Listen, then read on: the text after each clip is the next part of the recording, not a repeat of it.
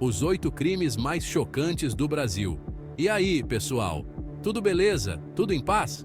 Aqui quem fala é o Douglas Silva, do Hoje É. Hoje a gente vai mergulhar num lado meio pesado do Brasil.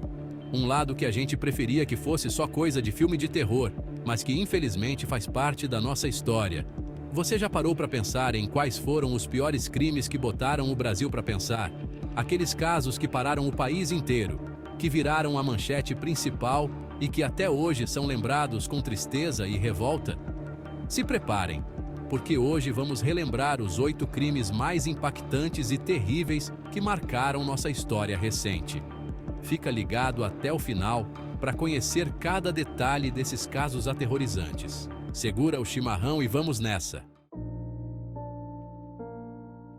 Em 2007, o Rio de Janeiro, a cidade maravilhosa, viu seu brilho ser tomado por uma sombra de crueldade que ninguém poderia imaginar. No bairro da Tijuca, a vida de uma família mudou para sempre, marcando a história do Brasil com um crime que chocou o país pela brutalidade. João Hélio, um menininho de 6 anos, teve sua infância interrompida da forma mais cruel possível. Durante um assalto, sua mãe e irmã foram obrigadas a sair do carro, mas o João Hélio ficou preso pelo cinto de segurança no banco de trás. O carro, com o pequeno João Hélio ainda preso, foi levado pelos bandidos. Ele foi arrastado por quilômetros pelas ruas do Rio de Janeiro, enquanto sua mãe, desesperada, tentava em vão pedir socorro. O caso João Hélio não é só um crime bárbaro, mas um símbolo da violência urbana que, infelizmente, faz parte do Brasil. Bem no coração do Brasil, em Minas Gerais, a cidade de Unai virou palco de um crime que chocou o país pela violência e pelo que ele revelou sobre a exploração e a violência no campo. Em 2004, 4 servidores públicos, movidos pelo senso de justiça e pelo dever de proteger os mais fracos, foram vítimas de uma emboscada brutal.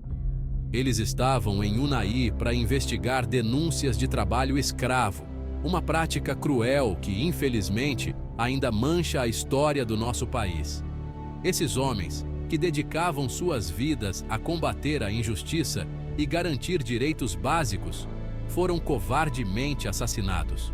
O massacre de Unai não é só um crime bárbaro, mas um símbolo da violência no campo, da exploração do trabalho e da impunidade que muitas vezes protege os criminosos. Em 2010, a pacata Guarulhos, na Grande São Paulo, virou palco de um crime que chocou o país pela frieza e crueldade. Mércia Nakashima, uma jovem advogada de 28 anos, teve sua trajetória brutalmente interrompida. Mércia desapareceu depois de visitar o ex-namorado Misael Bispo, também advogado.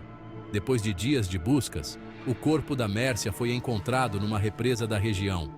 A perícia confirmou que ela tinha sido assassinada com um tiro no rosto e afogada. O julgamento do Misael Bispo foi um dos mais acompanhados pela mídia brasileira.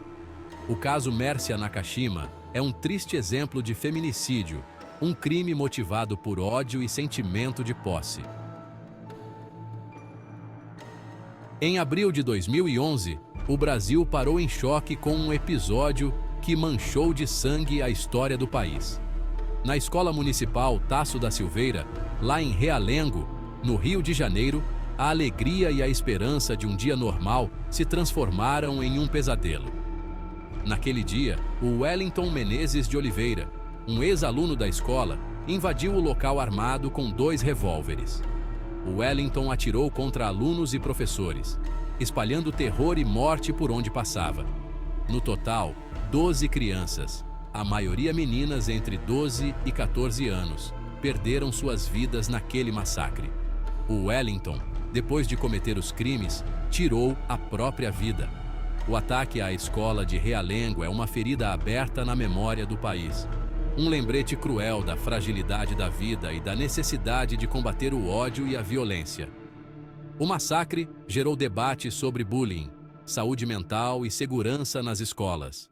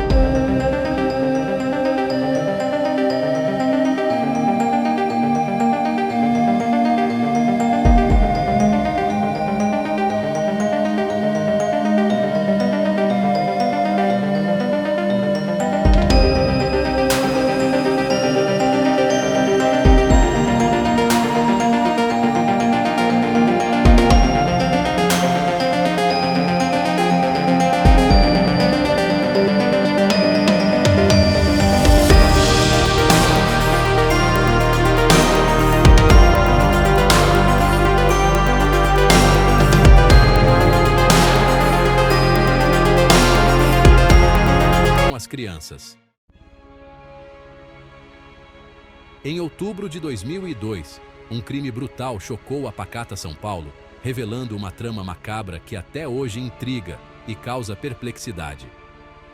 Na casa da família von Richthofen, um casal de classe alta, Manfred e Marisia, foi encontrado morto a pancadas. A comoção inicial se transformou em horror quando as investigações apontaram para uma direção assustadora.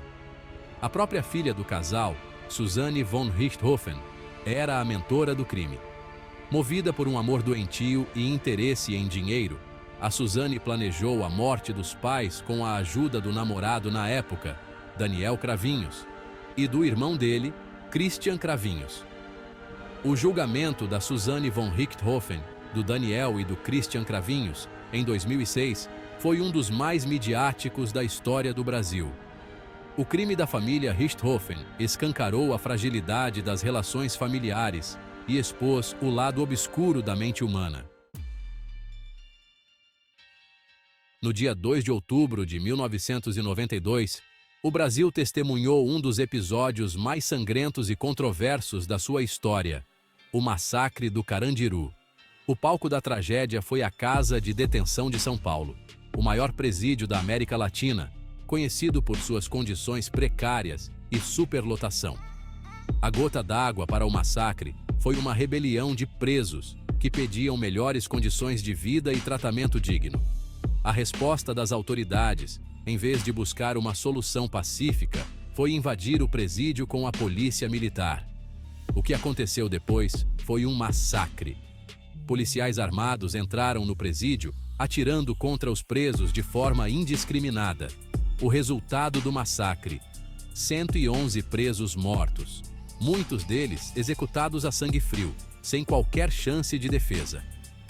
O massacre do Carandiru se tornou um símbolo da superlotação, da violência e da falta de humanidade no sistema carcerário brasileiro. Em outubro de 2008, o Brasil parou para acompanhar, com angústia e medo, o sequestro da Eloá Pimentel, uma adolescente de 15 anos, mantida em cárcere privado pelo ex-namorado Lindenberg Alves, em Santo André. O sequestro, que durou mais de 100 horas, virou um drama que passou ao vivo na televisão, chamando a atenção de milhões de brasileiros. O Lindenberg, que não aceitava o fim do namoro, invadiu o apartamento da Eloá e a manteve como refém, junto com uma amiga. As negociações com a polícia, tensas e dramáticas, se estenderam por dias, dando esperança de um final tranquilo. Mas a história teve um final trágico. Depois de dias de negociações que não levaram a nada, a polícia invadiu o apartamento. No confronto, a Eloá foi atingida por 2 tiros disparados pelo Lindenberg. A morte da Eloá causou comoção nacional e levantou debate sobre a atuação da polícia em sequestros e sobre a violência contra a mulher. O caso Eloá é um lembrete cruel da violência que faz parte da sociedade brasileira.